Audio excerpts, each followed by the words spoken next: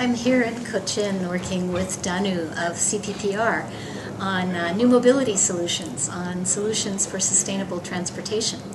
And it's very inspiring to be here because what was once a coconut grove has transformed into a mobility hub in Cochin.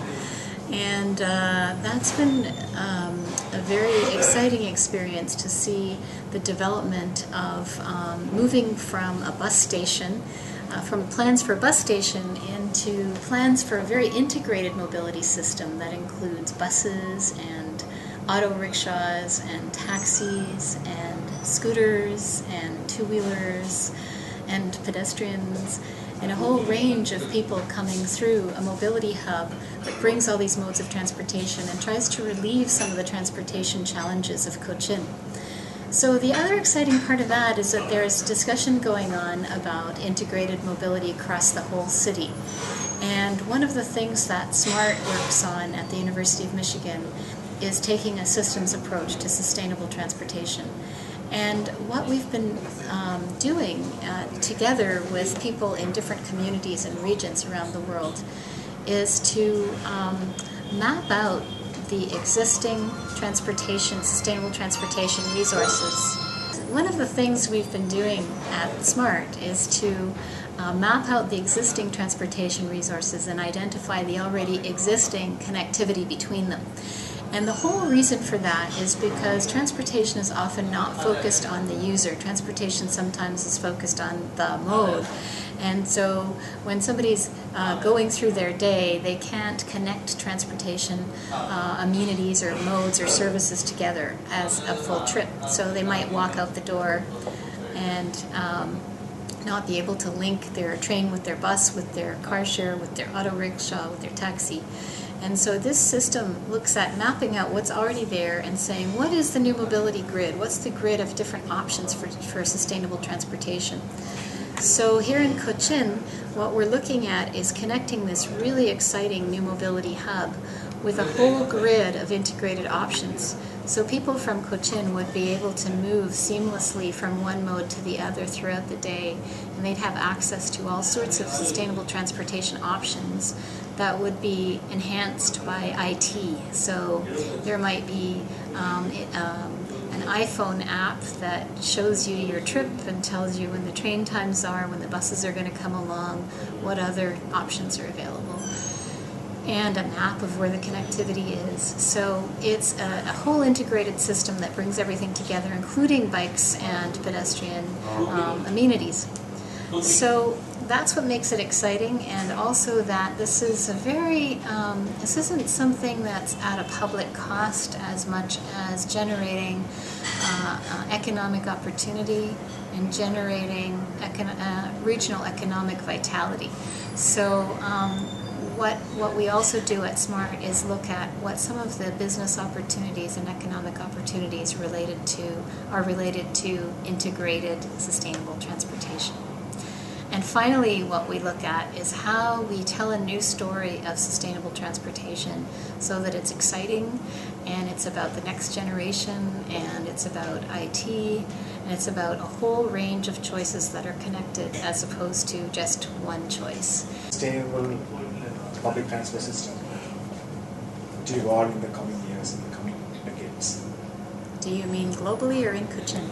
Globally. And of course, you can refer Cochin. I thought I'd answered that question, but do you mean what? Do you mean? You mean? The transformation that is we are witnessing from how we make the motorcycles and from the cars to probably more focus on the public transport.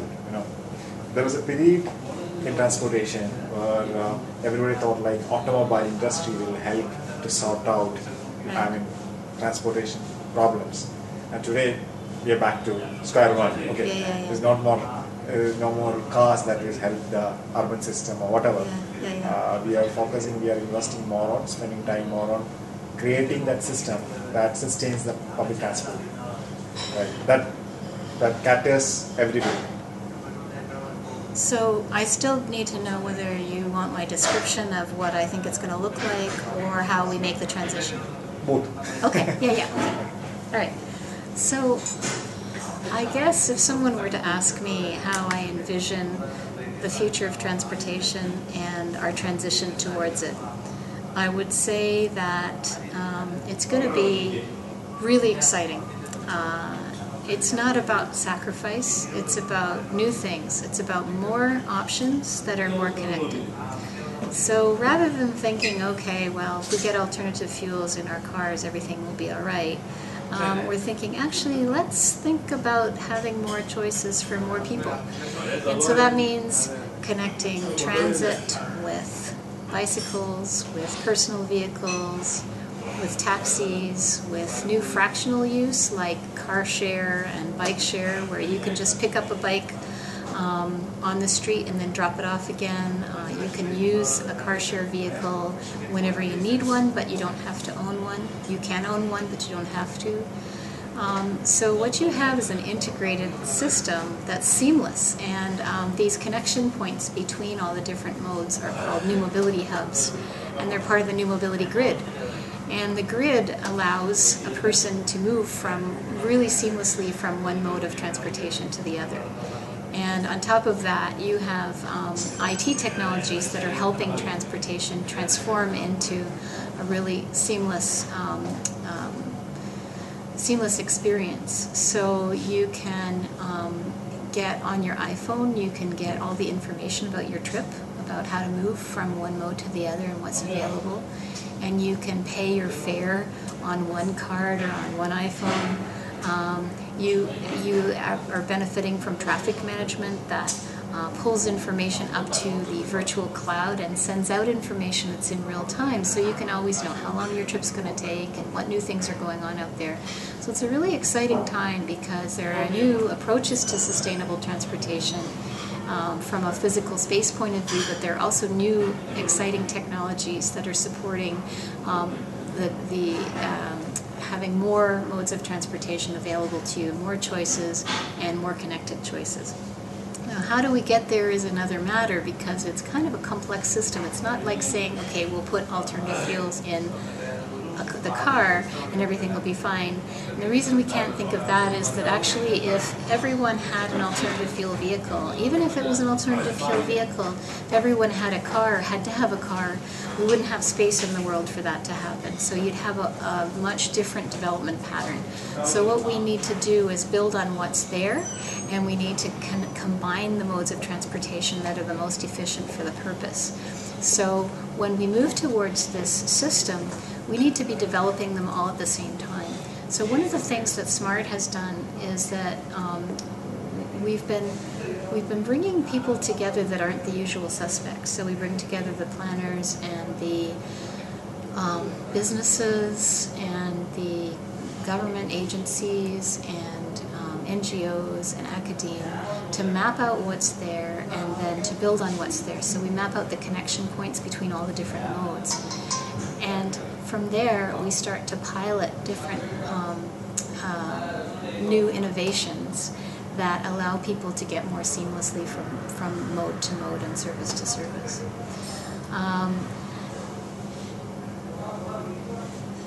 And then I forget what else I was supposed to say. I think that's it.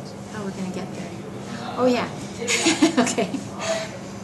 So one of the really exciting parts of moving from the transportation system we have now to the one of the next generation is that it needs to involve everyone. It needs to involve private sector. It needs to involve young entrepreneurs who are coming up with great solutions that are filling the gaps and connecting the dots.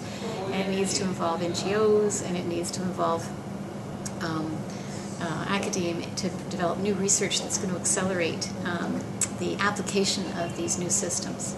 So the transition isn't as painful as we think it's going to be, because in many cases what we need is already there, and what we need to do is identify that grid and identify the new system, and from there communicate about what the options are and start enhancing those options. So I'm going to cut off. And finally, probably, how relevant? What I've really loved about working with CPPR is that there's three things. One thing is that we've been working on research both that pertains to Cochin, where CPPR is based, but also on global research about the future of transportation. So on the first front, the kind of research is really exciting in terms of topic. The kinds of topics that CPPR chooses are ones that have not been studied before. For example, a study on the really important role of the auto rickshaw in mainstream transportation in many cities of the world.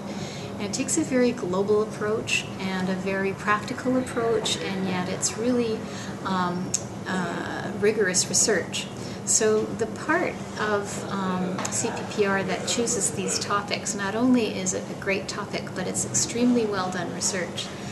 And then finally, the really exciting part is that CPPR then applies these learnings or these new concepts or new examples and implements them both in Cochin and works with others around the world to implement the results of these learnings. So I can't say enough about how CPPR is inventing a new connection between research and implementation application, and I really feel lucky to work with them.